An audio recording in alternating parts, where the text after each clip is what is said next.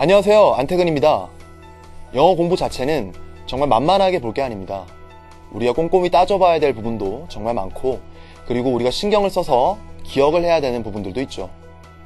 설령 영어에 대한 지식이 머릿속에 많이 있는 분들이라 하더라도 두려움 때문에 쉽게 말을 하지 못하는 경우가 있습니다.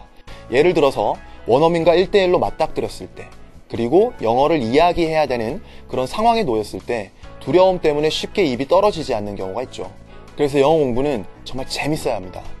일단 재미가 있어야 두려움이 사라지거든요.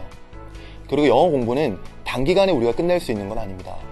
어느 정도 일정 기간 동안, 적어도 6개월 혹은 그 이상 동안 우리가 꾸준하게 해나가야 우리가 원하는 어떤 위치에까지 도달할 수 있죠. 그러기 위한 원동력도 결국은 영어에 대한 재미입니다. 여러분들이 영어에 대한 재미를 느끼셔야 포기하지 않고 끝까지 계속 해나가실 수 있는 거죠. 또한 영어 공부는 정말 기억에 잘 남도록 하셔야 됩니다. 그렇다고 해서 시험 공부하듯이 달달달 암기하지 않은 건 아니고요. 눈, 입, 귀, 다양한 감각들을 이용해서 몸에 익혀주시는 게 중요합니다. 예를 들어서 저는 초등학교 1학년 때 처음 자전거를 탔거든요.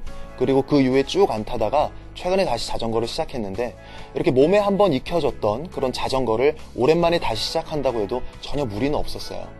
영어도 마찬가지입니다. 그렇게 시험 공부하듯이 달달달 외우는 것이 아니라 자전거를 익힐 때처럼 이렇게 몸에 익혀주셔야 영어가 오랫동안 기억에 남습니다.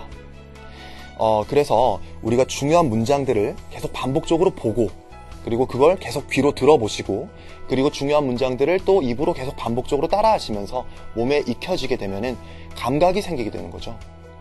그러면 어느 순간 이건 좀 아닌데, 이럴 땐 이렇게 말해야 되겠구나, 이런 감각이 생기게 됩니다. 서서히, 하지만 분명히 그 감각이 생깁니다. 제가 영어 공부에 중요하다고 생각되는 점들을 모아서 YBM 기초영어를 만들었고요. 그래서 제가 정말 자신있게 여러분들에게 추천드립니다. 자, 이제 영어에 대한 두려움을 떨쳐버리시고 저와 함께 영어 공부에 올인해 보시죠.